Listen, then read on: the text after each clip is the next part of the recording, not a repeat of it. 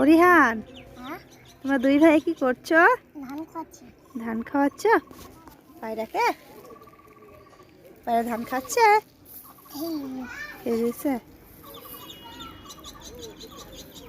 এই এই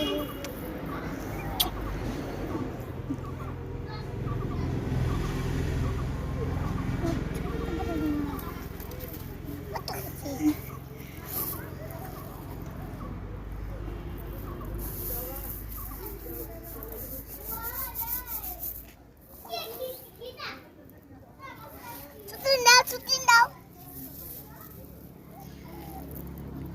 উড়ে যাবে। মরে যাবে, ধরো না। হ্যাঁ, আমার বাসা বানিয়েছি, দাঁড়াও। এই যে তোমার লোক ধান নিয়ে